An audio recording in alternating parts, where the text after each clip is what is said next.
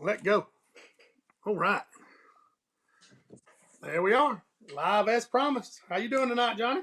Doing good, bud. Doing good. You dodging the rain, the wind. What you doing down there? Well, hey, it's been blowing, and we weren't supposed to get any rain today. We've got some rain today and Yep. blowing. Oh my gosh, it's just now calmed down. The wind has.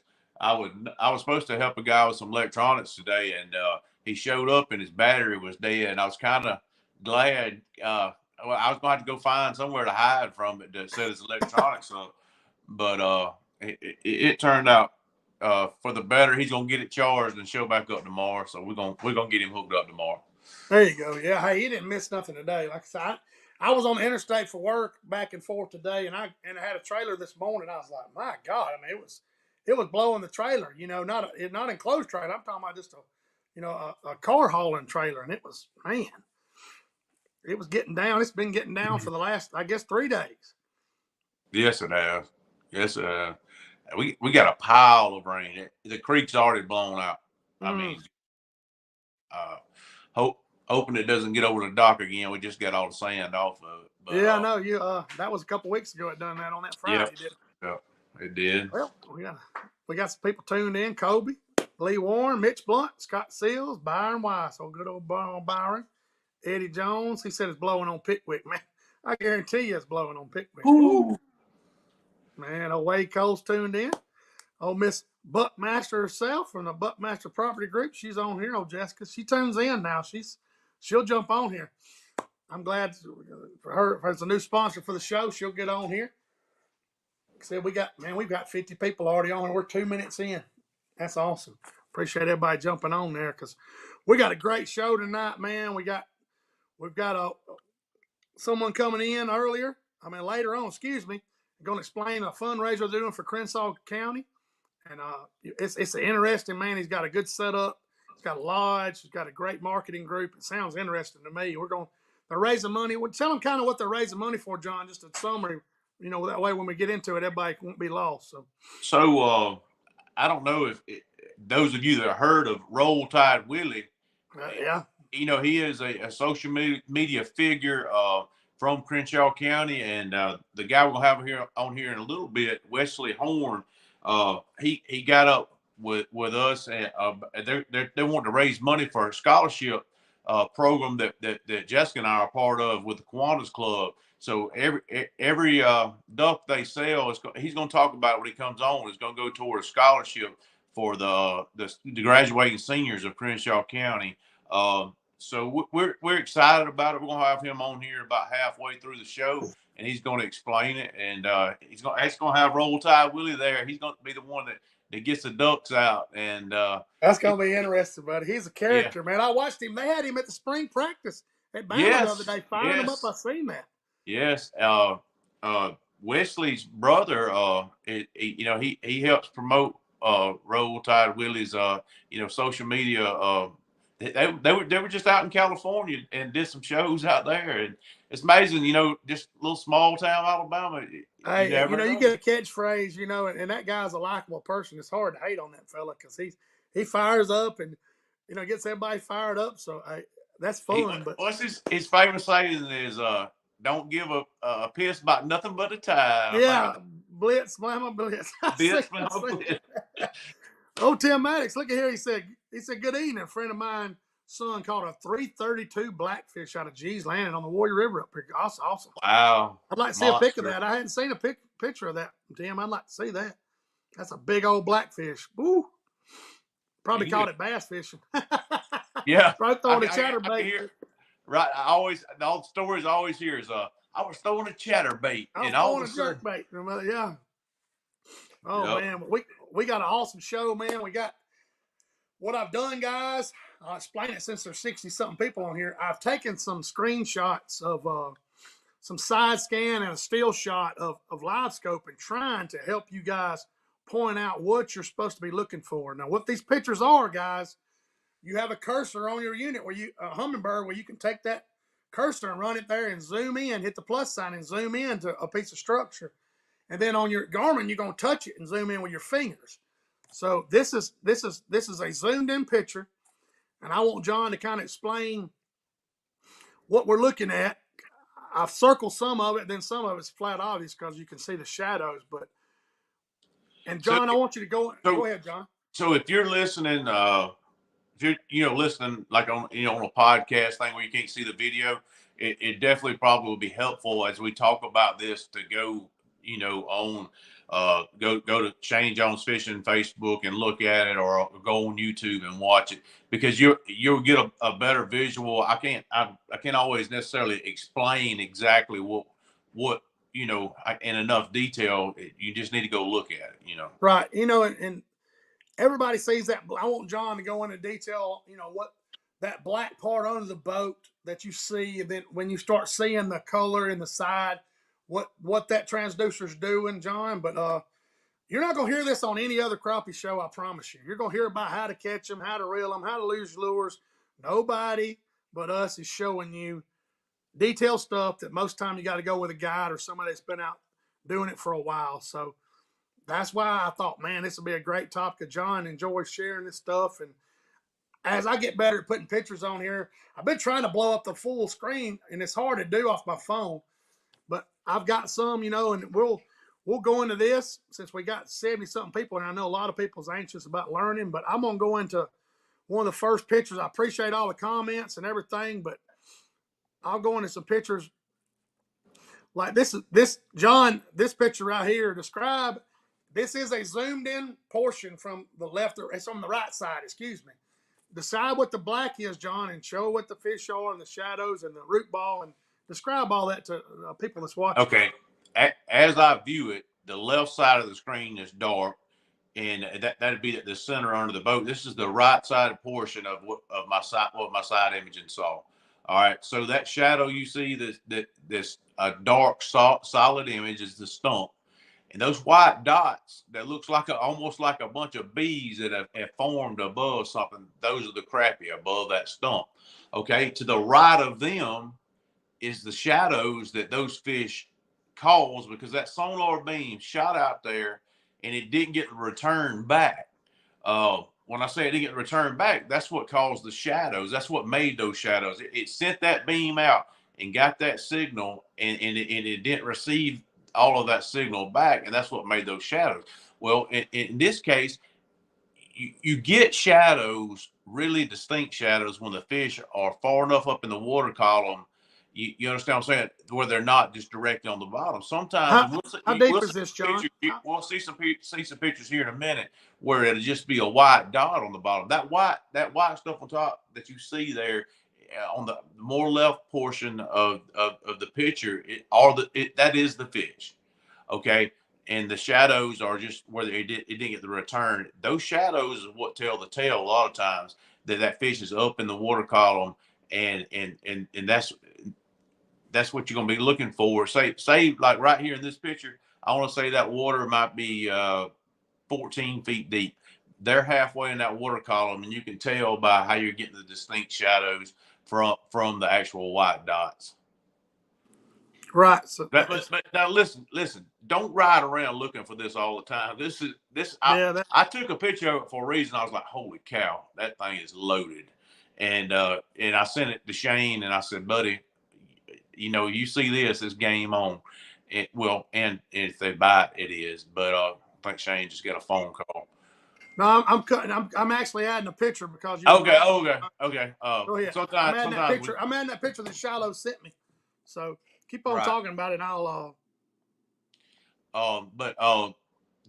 They're not always going to be loaded. Sometimes you'll just see some white dots and a few little shadows, and you're not always going to see the shadows.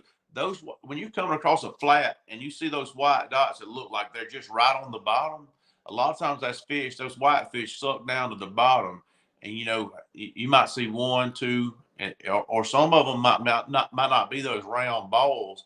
Like, all right, there you go. This is a great picture that Shallow sent Shane.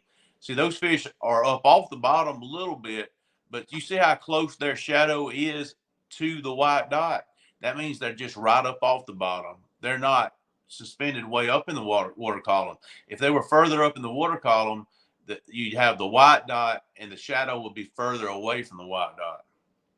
So this is out to the side. So That's If you right. see a fish that's that shape, guys, you can tell long fish, carp, drum, all that. But you see something short and stocky, kind of shape of your pinky or a dime, you want to Round. investigate those fish. Those were big white crappie that Shiloh caught. I mean, I know for a fact because I seen pictures of it. He sent me that. That was, I think he said downstream of a point. But that's what you're looking for, guys. Like take your finger. That's on a Garmin. He runs a GT56 on his Garmin screen. He zoomed in, and that's what it looks like. And I put a circle around him where you'd be like, oh, but even if you could tell by the shape of the fish, that's what trains your eye to it. It's kind of it doesn't you just don't jump on it. You have to take your time, but that's a good example. But this one right here, I can talk about this one. I actually got to zoom this in, guys. This is down at Lake Talcon. This is in 7-8 foot of water. That arrow, blue arrow right there, is pointing to a lay down tree. You can see that if you look kind of close, you can see that dark black area is a big tree and there's a root ball. Tommy Randolph actually found these fish. Those white dots I have circled in pink, those are all big crappie, and they're sitting at the end of that trunk. You can imagine where the limbs spread out right there. It's hard to see. It's not going to be a perfect picture, but we caught a bunch of fish right there, and we've seen them on side scan. But like John said, you're not going to run across just piles and piles of fish like that all the time unless you will in May and June. I mean, don't you think, John? You'll see that a good bit. Oh, from now and on up. Well, excuse me. When they get done spawning and on up into the summer, that's those fish. They'll get stacked on that stuff in the right level of the water column, and Right, so earlier when Shane showed that picture that Shiloh sent, if you notice the fish, the white mark and the shadow were close together, it's because that fish is closer to the bottom. right, Uh, and in some cases, when it's sitting right on the bottom, you might not get a shadow at all right, back behind the fish. So stuff like that, it will tell you what level of the water they're in before you come back. With forward facing sonar or whatever you're going to use to address the fish. Uh, a lot of people ask, hey, I just got side image or I got down image and things like that. Realizing how far they are off the bottom by just looking at a sonar image to the side, uh, that will help you. Maybe so like let's just say that in this picture right here, he came by those fish and made a mark, and they're in 12 foot of water. Well, my guess is those fish might be a foot off the bottom. So right. we're going to come back and make casts through there with a 16th ounce jig and count it down maybe 10 seconds, and then start retrieving it in to get it to that level. Right. If there was a stump nearby or a tree, you would know. So, hey, man, I need to count down there until I feel some limbs and then get it up, or let it fall to a certain such and such count. Not necessarily have forward facing sonar, but if you do have live scope, live target, mega live, whatever, these fish are pretty stationary. When you see them, they're going to be sitting there like a chicken on an egg. They're just going to be sitting there, guys, and barely moving and waiting on it. They're out there feeding. Usually, I know in bass fishing, when they come up out of that bottom, just like crappie too, they're in a feeding mood when they get up off that bottom. You hope they're being still and not grenada fish with somebody with a blowtorch on their butt making them. Yeah, yeah, putting the heat to them. But man, I got some more examples in here. I actually, this is a still picture of a video that I made on my screen. I had the fish circle, guys, and that was some big fish back in January, 16-degree weather. But if you see the red that looks like a fork, that's the tree limbs that's doing just like that right there. And those fish are setting. Those red dots that you see, those fish are sitting there. Me and Ray probably caught 25 fish off that thing. What was crazy is they were moving like bees. They were actually, I'm using my fingers, but this is what they look like moving. Then they would run out there in school and come back. But that is just a still picture of my live scope. It's like, hey, this is what I'm looking for. I see movement. I see the shape that looks like some crappie. The way they're sized, they take up most of that block. That 2-foot block, if you look at the top of the screen, 16, 18, you see it's 2-foot intervals. That block, if that crappie's taking up a half of that interval, he's a pretty good fish. He's 12, 13, 14 inches long. So I tried to make some good illustrations, showing y'all all that. I think I've got this one right here too, John. You can kind of explain to them. You don't. This is my picture, so you know exactly what's going on there. Mm-hmm. So the image in here is a stump, and that's fish that have just sat up. That some of them are sitting behind that stump, waiting for some bait to come over them so they can just pop up and knock it out. So a lot of times, see that stump? It's on that ledge right there. We've talked about this before. When you're putting out structure, putting something right on the break of that ledge. Well, this stump is sitting in a perfect position where you would want to put a brush pile, but there's already a stump there, of course. But that's what on your placement of something as far as putting out brush or buckets of anything or driving stakes. Right there on the edge of that ledge is where you want to be, because those fish would use that channel where it's coming up right there as a highway, and then they're coming out on those flats. Well, right there where that stump is, hey, they stop. So this will be a good ambush point, to catch shad that are coming by. Yeah, that's the good Lord put that one there. That's probably in 25 foot of water, and that is a huge stump. It's Mm-hmm. big around as a car hood, and I caught a ton of fish. There's 3 or 4 of them, but where those points, like John's saying, those points come out, and there's a big flat over on the left that's 4, 5, 8 foot deep, and I circled those fish.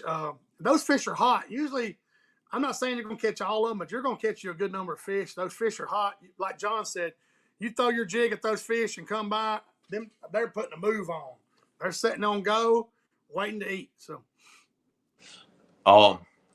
Shane, something me and you talked about before we came on was I talked to some guys that went fishing this week, and they were talking about the eggs, and the fish didn't look right. They like, man, yeah, they should be way further along.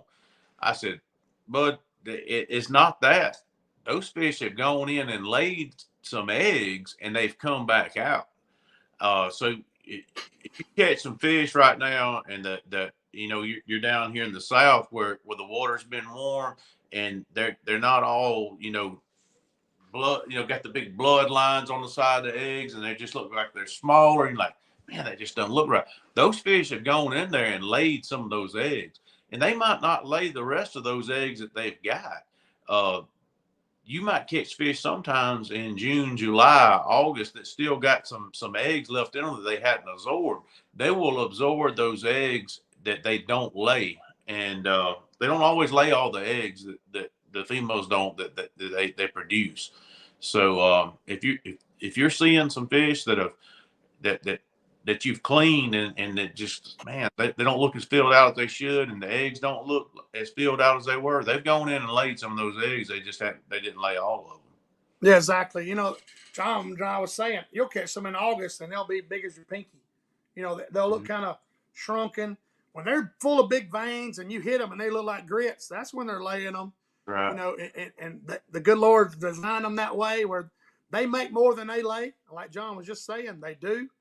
So don't think, hey, they're up, because John will tell you those females go up there just for a little bit, lay eggs, and they get out of there. Mm-hmm. You catch any by the bank or whatever, they're up there doing their thing, getting out of there.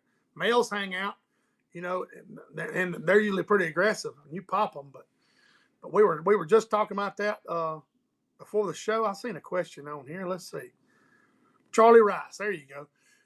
When going to a new creek off the main river, what do you look for, John? Like this time of year, like here we are in April, mid-April. What are you looking for when you go in And the creek? I mean, water temperature is going to be key, bud. And then right now we just had this big rain. That's also going to be key. So I'm going to try, like, most of our creeks around here are blowed out right now, blown out, I should say. My mother get on to me for saying blown out, but English teacher. But Yeah, she anyway, gets you. so I'm going to look for something they can get out of that current, maybe, because these smaller creeks really will get a lot of flow to them. And so I might look for an eddy or something that they could get out of the flow of the creek when it's up like this. But right now, you look for spawning transitions is the biggest thing, and that might be at the mouth of a slough, a little flat going into a slough, getting out of the creek, or where there's a stump field, things like that. The spawn is the key right now. It's that time of year, so you have to look in some transitional areas like that. Unfortunately, when it is like this, Shane and I dealt with some of this last weekend up there at Miller's Ferry on the Alabama River. Is fish are super scattered, and a lot of them are just up there on the bank in the grass spawning, or right there at the edge of it. So it makes it tough if you develop yourself as an offshore fisherman. Oh yeah, I can share this picture of Byron. Byron caught some good fish. Right the time he caught some real good fish, and me and him was in the same creek fishing together, and Scott Mitchell was in there too. And I looked at Byron and I said, "Hey man," he goes, "Man, I've caught a 169, a 170." I said, "Look, take that line right there." I said, "These fish are just now coming up," and it's so crazy to watch them come out of the mud and set up in these trees, and you just went through there an hour and a half before. And Mm-hmm. hey, and Byron timed it just right. And being the good fisherman he is, hey, he laid it to him, and caught a bunch of. I think he said 7 weighed 13 pounds, But it was just a timing thing. I go in there.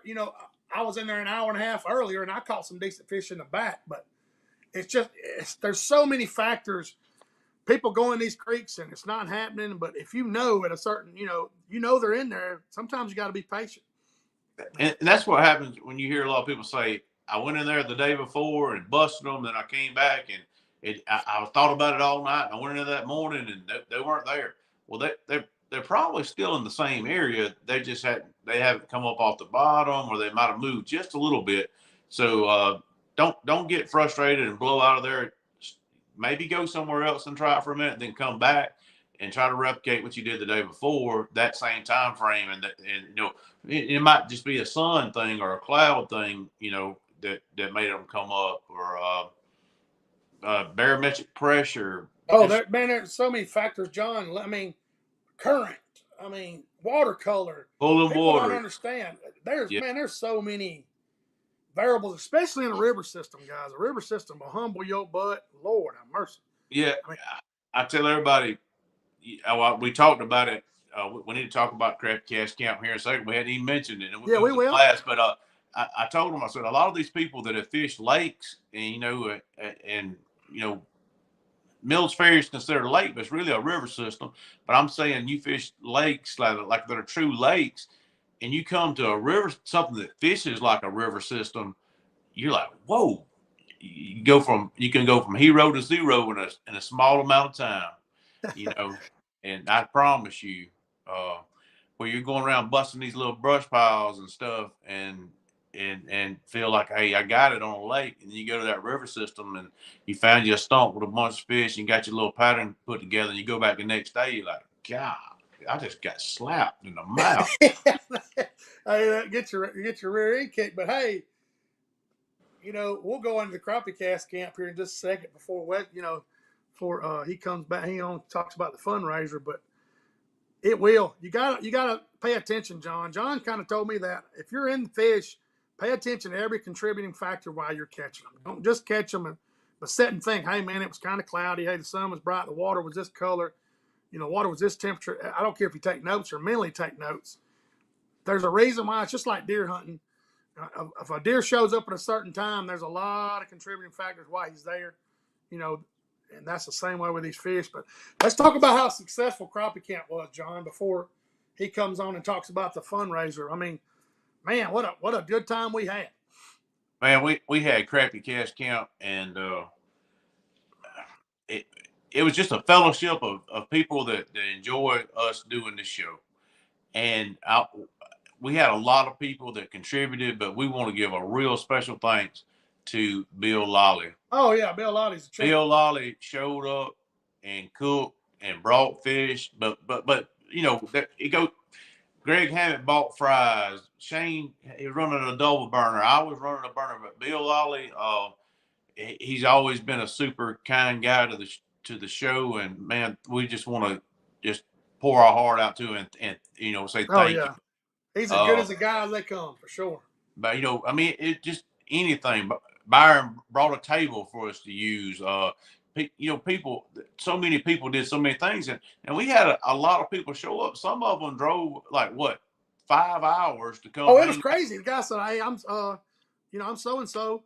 I come from so and so Georgia." I'm like, "Whoa," So man, it was awesome. But hey, Wesley's sitting on deck right now. We can get him in here. And let me explain. He's going to talk about this fundraiser for the Kiwanis Club. But he's also going to add some comments later after the show, guys, how to donate and how to buy you one of these ducks he's talking about. And we're going to get him on here for 15, 20 minutes. But this is a great cause. I want y'all to really kind of pay attention because this is what we created this show for, to get behind people like this. And John's already a part of it anyway. But I'm going to welcome Wesley in here and let him go into that. And we'll talk some more crappie. And your questions in here, guys, I promise you I'll get to them and answer them if I skip you. I promise you I'm not ignoring anybody. So I'm going to have Wesley come on. Evening, Wes. How you doing, bud? Good evening, fellas. Good. We've been talking crappie and kind of setting it up. We explained a little bit what you're going to be talking about, but kind of go in the background of what you and your brother have created and what you're going to be raising money for. And like I told him, you're going to put some in the comments later, explaining a little more ways to buy a duck and explain the whole setup of what you're doing. Well, first of all, I appreciate the invite, fellas, and I'm honored to be on the show with you. And thank y'all for helping spread the word. I am the owner of the Beaver Creek Lodge, and I put together, the Boondocks Marketing Expo. This is the first event, but it will be, with the help of y'all and everybody else, the first of many to generate some funds to support the kids and families around in Crenshaw County. And so the event is a virtual event. So I want all the listeners and watchers to understand that you can catch it live at Roll Tide Willie Instagram handle. And so the event, you can watch it anywhere you are, all around the world. Anybody can buy a duck. We have a link in the bio, Lodge at Beaver Creek on Instagram. There's a link there. And as Shane mentioned earlier, I'll send some more information over in the comment section too, in ways that you can get involved. So you can buy a duck, and that's the link tree view there. So you can buy one duck, a package. You can also become be a sponsor and registering for the executive package. And because it's a virtual event, what I'm allowing folks to do in that way is to sign up as a sponsor and receive complimentary ducks, or choose to get marketing and advertising through Roll Tide Willie for their business or services. And so you can also sponsor the event with a prize. We're going to give away 10 amazing prizes. My buddy Dane Schimmel, he's the owner of the Southern Trapper. He has the finest leather goods, alligator, you name it, python, beaver tail. He's the biggest beaver tail salesman in the nation. And he's got it all from stingray. He gave us an elephant skin wallet, an alligator strap for your favorite gun, shotgun holder. Addie Pierce, she's an artist for Ducks Unlimited, and she's painted the mallard duck, and she's given away her painting. And Chef Jason with Ace Hardware, just to mention a couple folks, Chef Jason is giving away $1,000 billet grill. So we got some really cool prizes. The ducks are $5 each, and we're raising funds, and so we want to sell all the ducks. We're gonna fill that Beaver Creek Pond up full of ducks, thousands of them, and Willie's gonna get down there with an adult duck floaty around his waist and go get them ducks. So it won't only be for a good cause; it'll be a hell of a lot of fun to watch too. So what is this doing? If I send you $50, I get 10 ducks, right? Yes, sir. Well, you get, let's see here, the 50, you'll get a couple of extras. So the more you buy, the better deal you get. So they're $5 each. The Quackers dozen, you get 13 for $50. The Quack Pack, 25 for $100, and the whole flock, you get 60 ducks for $250. So I believe, if my math is right, and that's what these funds are going for, to get these kids smarter than me. But if my math is right, that's $300 worth of ducks for $250. And the more you buy, the better chance you got to win. But regardless how many ducks we sell, fellas, I'm on pledge $500 to the Kiwanis Club of my own to support them. And so we're going to get it done one way or the other. So these kids, they graduate high school, you come up and say, hey, we're going to contribute this amount to your scholarship. So I'll go into a little bit of that, Shane. Go ahead, John. Jess and I have been members of Kiwanis Club for several years. Every year we give scholarships to seniors throughout Crenshaw County, and what Wesley has agreed to do is help contribute to beyond what we have done in the past by a portion of these duck sales going toward that scholarship fund. Say 1 year we might have been able to give 5 scholarships.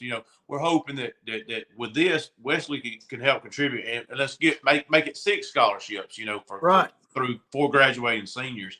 And Wesley, he's hung himself out there. In this event being the first year, he said he's guaranteeing $500. That pays for books or something Oh, for yeah. for Excellent. Yes, semester. sir.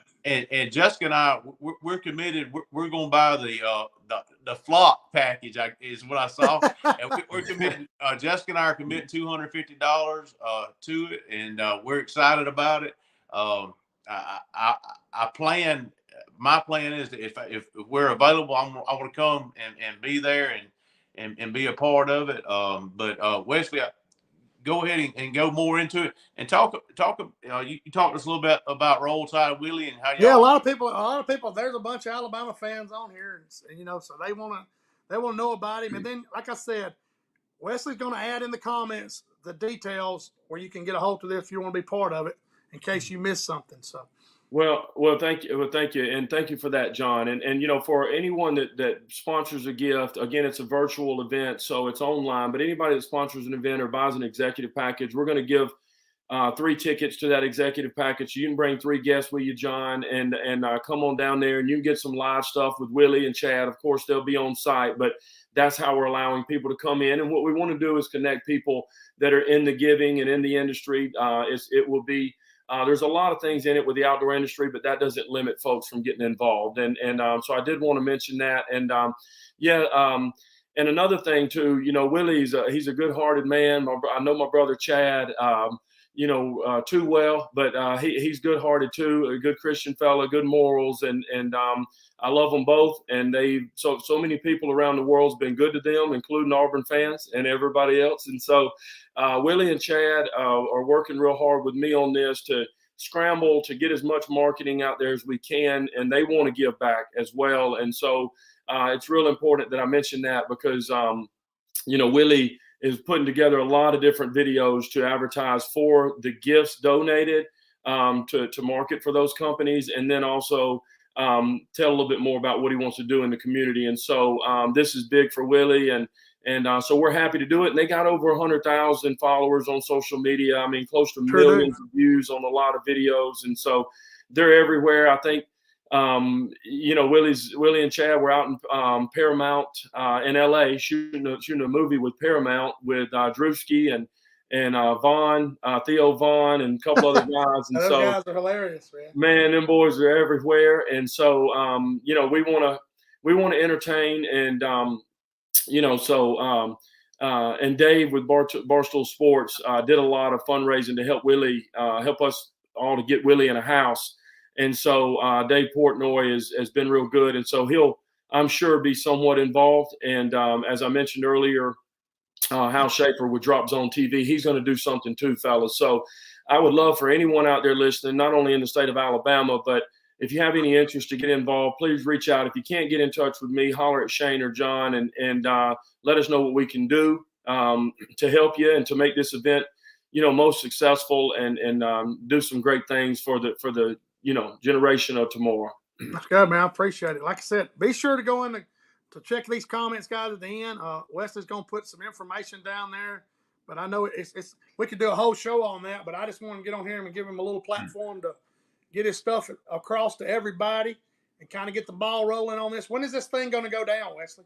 Yes, sir. It's Thursday, May the 2nd. So it is a work day. We'll kick the Lucky Duck Pluck off at 2 p.m. Central Time. It'll go 2 to 3.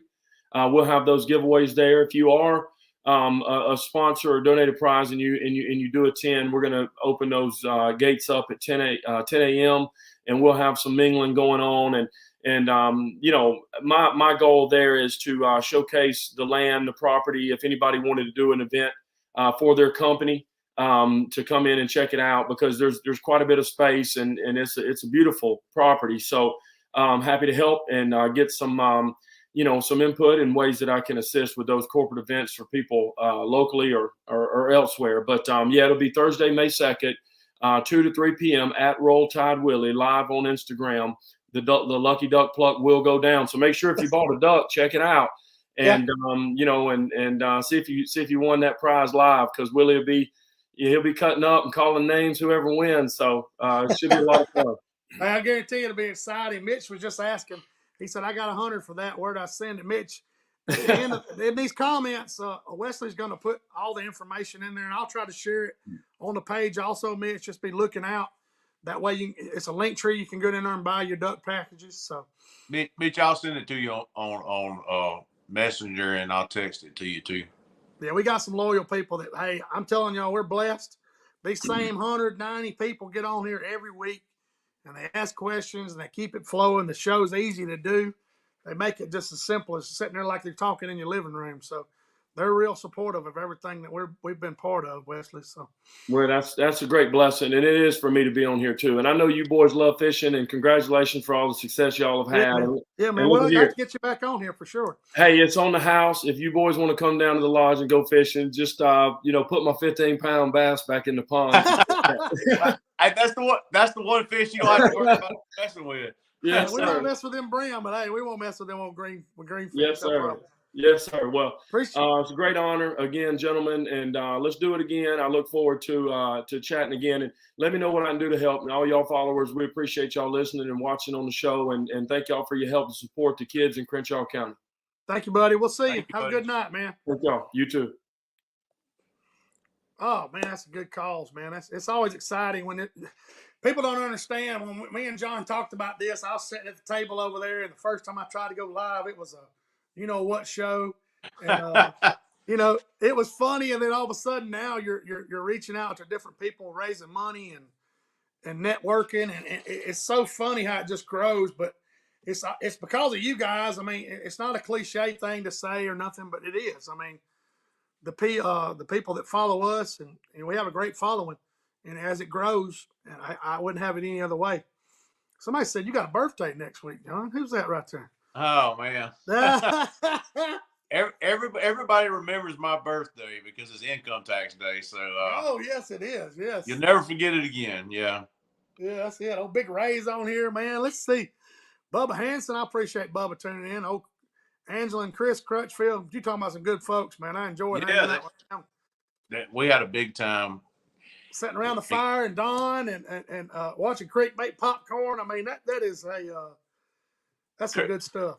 Creek was the little host the other night. We were around the fire. He's making popcorn. He's got putting stuff in the fire, changing colors. I don't know what he had, but it was an awesome experience. Huh? Yeah, Creek's got a popcorn maker that works over the fire, and he was giving everybody popcorn and making them s'mores. He was filling everybody up. Oh, yeah. Let's see. Patrick Garner, my buddy from Panama City. At what water temperature did the fish move to their summer structure? Great question, Pat. So when we talk about in the 60s when they go into spawn, and late 50-degree or the latter part of the 50-degree water, and then in the 60s they're spawning. So that 70-degree water start heck now. I mean, I talked to my buddy. He's caught some fish around here that have moved back out already, and like the water here 67, 60 and 67.5, 68. This rainwater might have cooled it down some, but some of those fish are moving back out. And Jessica and I are excited. We'd rather be on them brush piles and catch them like that than any other way. Oh, yes. I mean, I tell people I was supposed to run a trip tomorrow evening and Saturday with a guy and his son, and I told him, I said, look, man, when you have fish already spread out, then you got high water and muddy water, you got two contributing factors. Me and John could go out and catch them, don't get me wrong, but trying to put people on those fish consistently, I don't feel good about it. So, hey, man, we'll just postpone it and try to schedule another day because this is a tough time of year. It really is. I mean, we're not going to beat around about it. But, hey, good times are coming, the good Lord willing, I promise you. So that just shows you these guys you see filling that tailgate up day in, day out. Those guys like EC, Eric Cagle. Oh, yeah. Other guys that are doing it day after day after day through the spawn, post-spawn, pre-spawn. They're doing it all the time. That shows you how good of a guide they are because they're putting customers on fish day in and day out. Oh yeah, And Tony over. You follow. They don't know if they're getting a customer in that might hold a spinning reel with a reel on the top side rather than on the underside. Hey, that's exactly right. They don't know what they're getting that day. The customer shows up and they're like, okay, let's do a little evaluation of how you cast. I know Eric personally does this. He'll get a customer on the boat, and the first 10, 15 minutes of them being on the boat is he's evaluating how they can cast. That's exactly right. How good of the fishermen, not necessarily how good of a fisherman are, but how good they can cast. And he knows from then on how that trip's going to lay out. So you're exactly right. Before you go with somebody, whether it be your buddy or a guide, get out there in the yard, do you a little bit of practice casting, because yeah, we do have some nice electronics. We've got some stuff 10 years ago that we never would imagine would be around now, but you still got to be very accurate with it, and especially in muddy water. Big time. Oh, Bubba said we need to schedule a trip to Lake Seminole with John and Jessica. He's sitting on go down there. It won't be long, Bubba. Just you got to be patient. It won't be long. There was some cold down there the other day, Shane. Uh-oh. I'm ready. You don't know how ready I'm ready to go down there and set on those fish and catch a good mess of them, and then ride up in the hooch and go eat lunch, eat them good wings. Oh yeah, Bubba. Hey, and Bubba's right there in Spring Creek, man. He's good as they come too. He's right there with Bill Lawley. He's just as good as they come, and he's sitting on go down there. And hopefully, after this river calms down and everything gets to normal, starts getting a little warmer. I guess you were going down there in July when I came down. When we did a little mad at them. It was July. It was July. I think we started down there in June. I think you're right. And man, I'm so excited about this upcoming summer and just going different places. And heck, I'm coming up there by you too, buddy. Don't think that we're gonna go all over. Exactly. I think. And my son's gonna have an apartment in Tuscaloosa now. We might. He's moving out of the dorm. He's gonna have an apartment now. So I don't know how it's gonna be about parking my boat in an apartment complex. I might have to take everything in the world in, but Lake Tuscaloosa might be in trouble.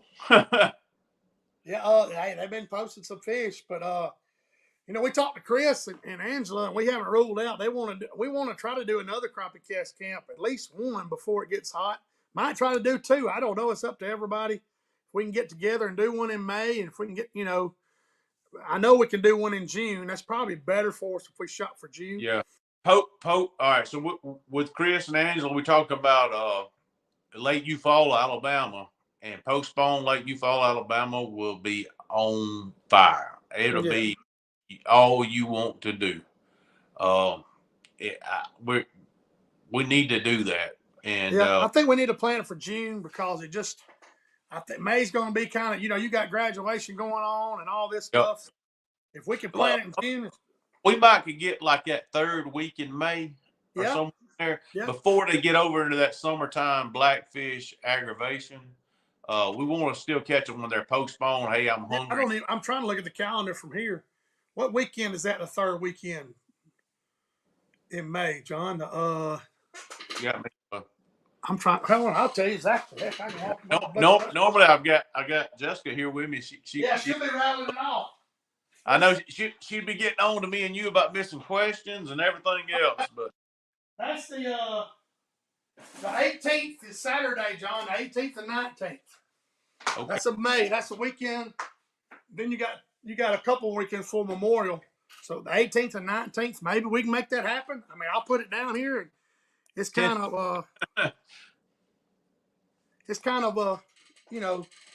up in the air right now. But y'all guys, let us know what you think. How you do a Mad Adam tour? The 18th, 19th at Eufaula. I think it'll be on. So. Yes, that'll be a lot of fun. Hey, we'll probably be rolling in with plenty of fresh fish on that one because over there at Lake Eufaula, it's special when it's on. Speaking of fish, let's talk about Bill Lottie's mixture he mixed up.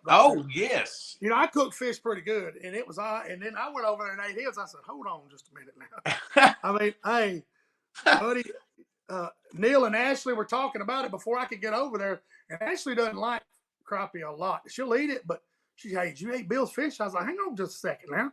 Hey, You know, Shay, I told Ashley was there, and I told her, I said, try that piece right there. Just a little bit red, got a little more darker look to it. but she And she likes took spicy a bite stuff. of it. She looked at me. She said, don't tell Shay. Hey, I was like, well, hold on, man. I got about 4 people coming to me talking about Lolly's fish. I was like, hang on just a second. But hey, he's got some mixture. Soak him in buttermilk. We'll have to get him on here to talk about it because I'm telling y'all, I've ate tons of crappie in my day, believe me. And it was really good. It was different. Shane, we have been really fortunate that Mr. Bill has hooked me and you up so many times. Oh, man, I don't even want to. All right, so everything that this man cooks is the bomb. Oh, He yeah. has brought us snack sticks, summer sausage, and then he came and fried fish, and just like, and he's over there just grinning, waiting for everybody because he knows they're gonna love it, you know, and just top notch for sure. Oh, yeah. I've made myself sick on all that stuff. But I'm going to see. We get to talking about food. I'm going to be hungry again. I gotta know. Heck, Shane, I was going to start bush hooking this week, and all this rain come in, and it messed the catfishing. Well, the bush hook catfish. I guess I could get up in the flooded area to get them, but Redfish Tony said I found some white spots on the bottom that were big shell crackers. ooh, Yeah. the freight train. Yes, They sir. pull. Gosh, they pull. Yeah. Let's see. MJ from YouTube, colored jig heads. Anyhow, do y'all decide what color to use? Hell, John don't use colored jig heads, but I don't. sometimes. But John really doesn't. And you know, I laugh at that, and I've got some, but by the time I start catching fish on them, there's no paint left on the head anyway. I mean, it's so crazy. It's a scarred up. Looks like, you know what? I think the presentation, MJ, and if the water's muddy, of course, colored is a big factor. But I think the presentation is for, you know, colored jig heads. They may catch more fishermen than fish, but I use them. And don't get me wrong, I've got a ton of them in my box. But Hey, the confidence factor is the biggest thing. If you had a good day and you said, boy, I had that blue jig on, or that blue-headed jig with that white grub, and man, I just worked on it. But you go out there the next day and the next day and a month after that, and you had some success with it, you're confident in it. And that's, you're going to fish with confidence. So, you know, Byron, those big fish, Byron showed me the bait. He was using a little ATX, tiny. some little Yeah. fry thing in a bluegrass. He showed it to me. He said, hey, man, they was eating the heck out of this thing. I said, hey, man, they like blue at Miller's Ferry. It's no big secret. But MJ, I think colored heads actually catch more fishermen than fish, and they called plenty of me because I got a box full of them for sure. Your confidence level is the biggest thing. Yeah. So if you go, you know, if you feel good about it, you're normally gonna do better. Bill Lolly said we're gonna have some backstrap on the grill next time. Man. Oh, Bill Lolly. I talked to him on the phone. He went talking about that recipe. I was like, oh my gosh, come on. Yeah, you know, I guarantee you, my buddy Corey Williams is tuned in. Man, he's got Corey tunes in every show. He's got if you're on TikTok, Crappie Guru, that boy, man, that man's on there all the time, fishing from his dock, catching fish, and he gets fired up and make you want to go climb out on the dock with him. But you need to follow Corey at I think it's Crappie Guru. That is his handle on there it is. That's what Byron's telling you exactly what he was throwing. Right there at Miller's Ferry. Where are you gonna get that at right there? That's exactly what he was throwing. Yep. He showed it to me. Byron's like me. We love that 1/16 ounce. If we have to go to 1/8, we lose some of our confidence level. Me and Byron have talked before. Like, we don't feel like we're as good when we have to go to. I agree. You can't stall it, John. Especially if you got a fish up in the water column. You can't switch it the same. You know, I agree with you. But I mean, a 16th jig is the go-to, especially if they're 10 foot or above, like you've always said. Hey, I'm gonna try to throw it the wind and allow it. For shoot. What did Matt say? Matt Doggett. He said, "Do y'all use perspective mode for anything?" I haven't, John. Have you ever used it? I don't. Well, I use it a little bit on brim beds. There you go. That would be a great. it's helpful on that. Because you know, you get in that shallow water and it's fanned out, and you're looking over that brim bed, and you can really see them just sitting in that bed. And I'll use it some for that. And typically when I'm using it for that, I'm power pole down, and I just got that fan of that perspective mode out there, and I'm working the beds out of the angle of that fan. Oh yeah, that's good. Here's a great question, Paul. One of our sponsors right there. My big butt covers it up. Good evening, gentlemen. I'm wondering if your crappie brakes, if you have forward and reverse or just reverse. Hey, You got the new system. You can have all of it now. yeah, you got a rheostat that controls the power, what speed, and you have a nudge system. Paul, you have a separate pedal that actually, what it's for, Paul, if you're sitting on a fish and you don't want to turn your front trolling motor on scoop, you just take that pedal and bump your rears a little forward. It's called a nudge system. You type in Shane Jones, capital letters, it'll save you, I don't know, somebody told me it's $200 something. It is. Discount. It's $200 something, Paul. If you're interested in giving Chad a call, he's one of our sponsors. He's right there on the bottom of the.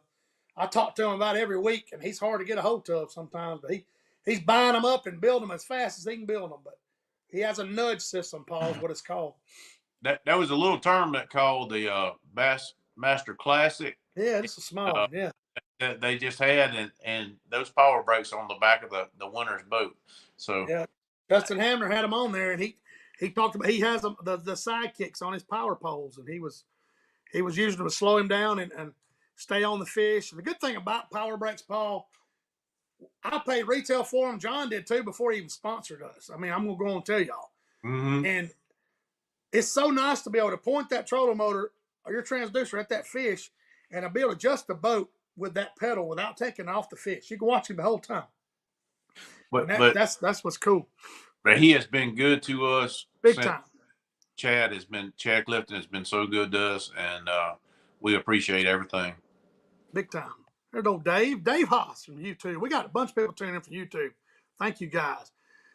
He said it's been raining 3 or 4 days. The water is very stained, and the fish are scattered. What technique will you use, guys? Cover water, bud.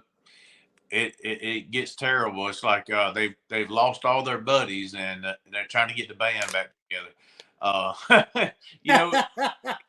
They can't see each other anymore. So the water has to, just have to let it settle out a little bit, and they'll get back together. But it's just like Shane was talking about this past weekend. We had to cover water, to get the better fish and better fish. And heck, the day before we had to get together, Byron was out there, and I was just stopping to shoot the crowd with him. And hell, I sat the boat down and got on the trolling motor. We're just sitting there talking, and I popped one here and I popped one there, and it was just a little bit different body of water.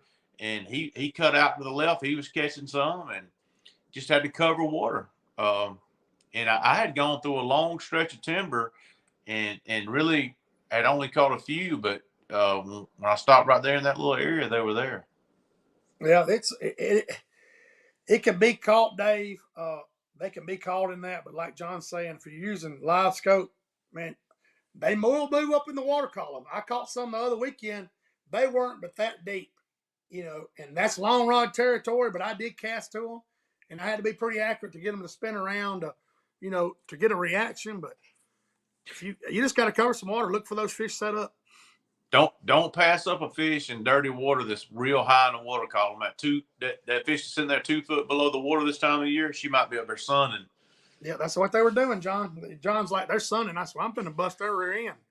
Caught some big fish doing that. But let's see. Old Redfish Tony said water temperature last Saturday morning was 65 and 69 in the afternoon. Is that what makes them fish move out? That's what John just got through talking about. Mm-hmm. That water stays in the upper 60s. It clicks that switch in their head. Hey, I've done my spawning. I'm taking the ease on there and look for my buddies. We're going to have a party. We're going to eat. And then we're going to get stingy when it gets hot. I think, or you have to go at night to mess with them. But exactly. I think Eufaula has hit its peak as far as spawn from what I'm hearing. I think so. So Redfish Tony, get ready. They'll be moving out to that wood on those ledges and stuff, and there's those post-spawn fish. Hungry is a big time. Oh yeah, yeah. That's it's crazy, crazy times, man. That's our favorite time of year. We wait for that every year. It's funny growing up. You wait for the dogwoods to bloom and follow the straw hatters dipping the banks. And now, since forward-facing sonars come out, it's opened the game up. We know the big percentage of the fish are sitting out there. And Last year post-spawn, me and Shane went right here around the house, and we had one spot. I had to pull Shane off of. I said, "All right, bud, I got to get you off." It was bad. We wrecked 80 fish probably in an hour, guys. I'm telling you, it was bad. It was, hey, and I'll tell you what, it was crazy. Before the sun got up real good, I was throwing the black chartreuse. John was throwing the gray ghost, and he was catching them. I was catching them. And honest to God, y'all, when the sun come up, 7:30ish, he was wearing me out. And I was like, what in the? I had to change colors, to the gray ghost. And let me tell y'all, we put the smoke on them. We were getting nervous. I was like, hey, man, we're throwing fish back there fast. It's time to go. Get back there and count. Yeah, we did, man. That was a fun trip. But hey, we're catching eaters, and the good thing about it's fast and furious sometimes. Get on those fish, and it's just a good time to go. Corey said it's been 61, 67 bank. I know they've been doing their thing. I've been watching Corey catch them. They're spawning up there at Bankhead. Be a couple more weeks later at Holt, they'll be spawning. Probably right there, up in closer to May. So. Hey, here's a little tip. I've seen other people do it.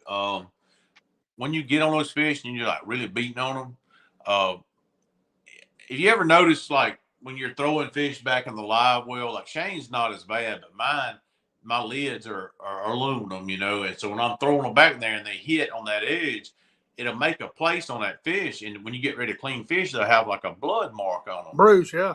Yeah. So what we'll do sometimes, and I know other people do it too, is if you'll take you a 5-gallon bucket and just throw you about 5 or 6 in that bucket before, and just go do you a dump every now and then in the live well or in your cool, whatever.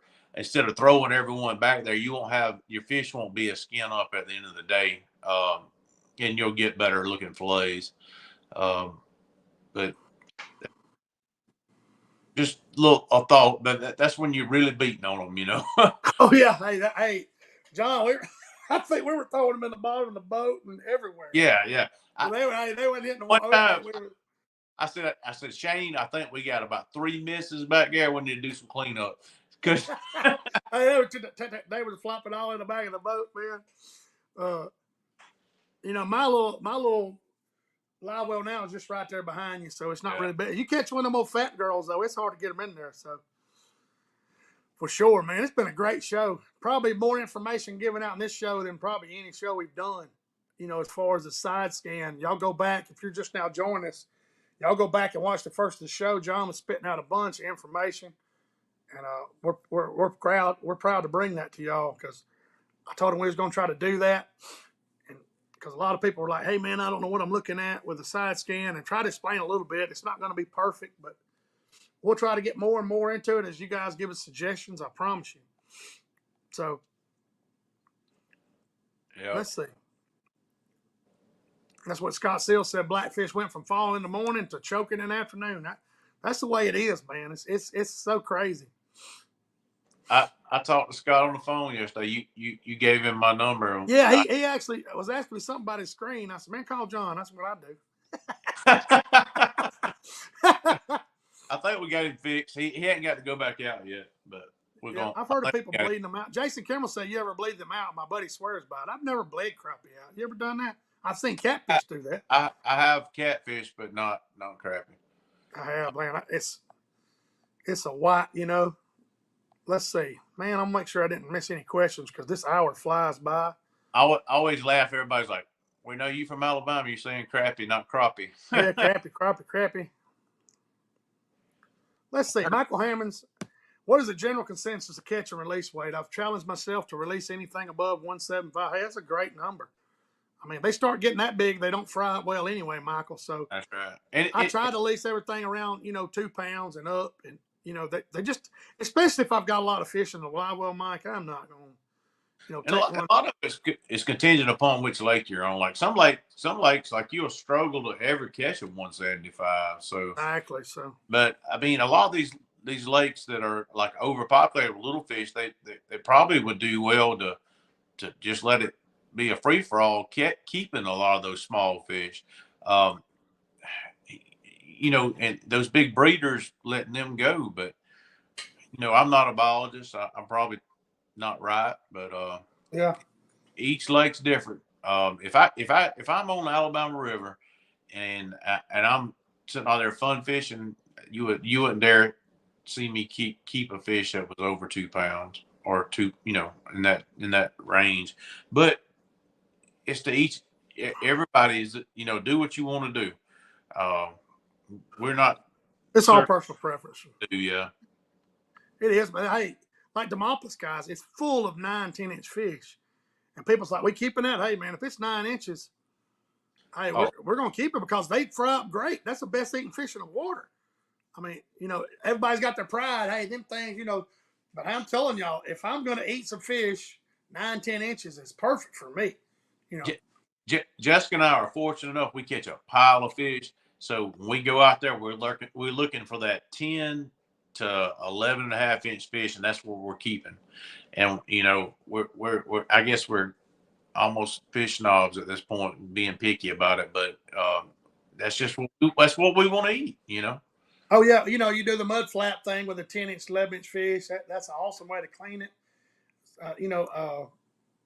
You need to do a video on that like Eric did, John, and we'll put it I know on here. I had somebody come up to me talking to me about it, and I said Eric did a video on it, but we had some other people ask about it. I shared it a long time ago. One of them got like 600,000 views. It got a bunch. So I'll we'll do one with Jessica and I doing it together, yeah, and yeah, exactly. That way we can kind of set your camera yeah, up, and that because is a neat way. That is a neat way to Tony Booker. What's he saying here? Me and my wife went to Harding and went old school fishing with a bobber and a minnow. Caught over 100. Man, that is fun. I love it. I love it. Yeah, that's great stuff, buddy. Hey, you don't have to have live scope to go have some fun, man. You can make memories. I promise you. Been doing it for 100 years, So, There's something special about watching a court. oh yeah, big time.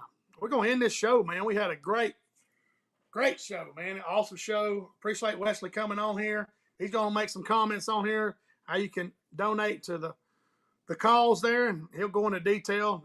But appreciate you, John, for being on here, man. We're gonna do it again next Thursday, I'm sure, the good Lord willing. I appreciate all y'all tuning. There's been 100 people on here since I went on go. So I appreciate everybody tuning in. And Jessica had some stuff to do tonight. One of her friends was something. Where's Jessica, John? You told me. So one of our Kiwanis Club members, that she's been a man.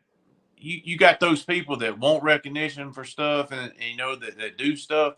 She's always the one that does everything in the world, and sits back and just enjoys it, seeing what it did for the community. Dale Shepard's her name, and she was named Citizen of the Year for Crenshaw County. That's Uh, awesome. they only do one a year, so that's pretty remarkable, being Citizen of the Year. Oh yeah. For the Oh county. yeah. We're so super proud of her. Jessica went and represented the hospital, and as well as being a friend, and went to the event where they recognized her.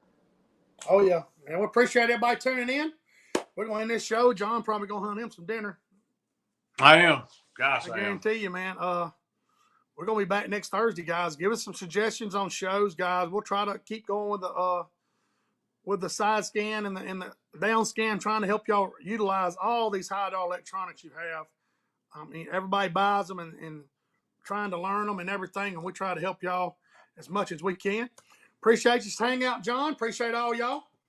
And we'll be back next Thursday live. Thank y'all for watching CrappieKast. Thank all our sponsors, Buckmaster's Property Group, Andalusia Marine, Alpha Plumbing, RMC, One Call Heating and Air, and Power Brakes. Appreciate y'all. Thank y'all. See you, Johnny.